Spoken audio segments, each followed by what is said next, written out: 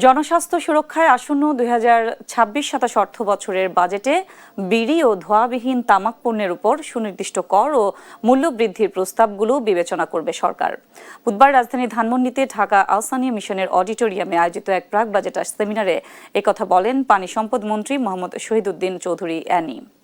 ঢাকা আহসানিয়া মিশনের উদ্যোগে আয়োজিত এই সেমিনারে বক্তারা তামাক ব্যবহারজনিত অসংক্রামক রোগ নিয়ন্ত্রণে কার্যকর কর আরোপের দাবি জানান।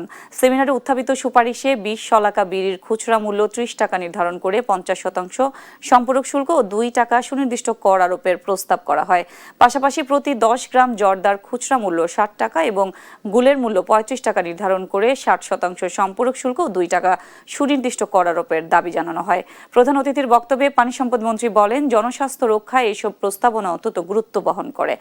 একই সাথে মন্ত্রী উল্লেখ করেন, কিছু প্রভাবশালী ব্যক্তি সবসময় মাদকের পেছনে পৃষ্ঠপোষকতা করে আসছে, আর তাই এর বিরুদ্ধে কেবল প্রশাসনিক ব্যবস্থা নয়, বরং সর্বস্তরের জনগণকে নিয়ে একটি সামাজিক আন্দোলন গড়ে তুলতে হবে।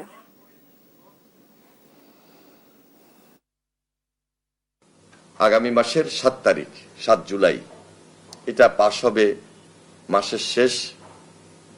এর মধ্যে অনেক আলোচনা হবে, অনেক প্রস্তাব আসবে। এখন থেকেই প্রাক বাজেট আলোচনা সব জায়গায় এসেছে।